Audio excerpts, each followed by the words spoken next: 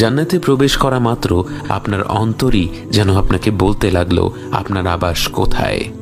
রাসূল সাল্লাল্লাহু আলাইহি ওয়াসাল্লাম বলেন, প্রত্যেক ব্যক্তি দুনিয়াতে তার ঘর যত ভালোভাবে চিনত তার চেয়েও ভালোভাবে তার জান্নাতের ঘর চিনবে। আপনি দ্রুত এগিয়ে যাচ্ছেন আপনার ঘরের দিকে, কাউকে কিচ্ছু জিজ্ঞেস করতে হচ্ছে না।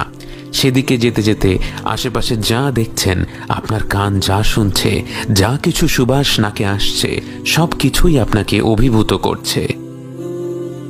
অবশেষে আপনি পৌঁছে গেলেন আপনার ঘরে। আপনার অন্তর আপনাকে বলছে এটাই আপনার ঘর। কিন্তু একে তো রাজপ্রাসাদ বললেও কম হবে।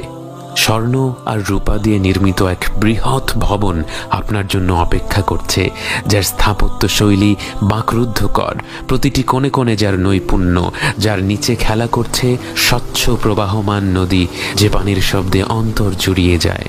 চারিপাশে ঘন সবুজ, আল্লাহর প্রশংসা বাণী থেকে জন্ম নেয়া হাজারো গাছে ছেয়ে আছে আপনার ঘর।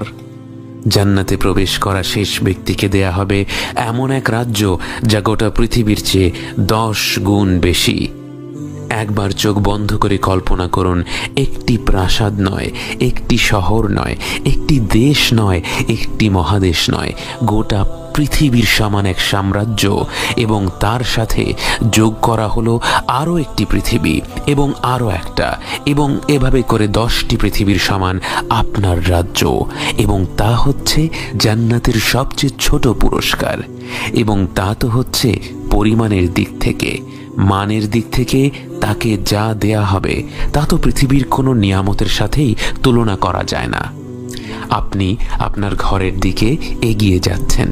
আপনার এই রাজ্য পৃথিবীর কত গুণ বেশি বড় আপনার জানা নেই, কিন্তু যেদিকে দুচোখ যায় বিস্ময়কর সব দৃশ্য আপনার মন ভুলিয়ে দেয়।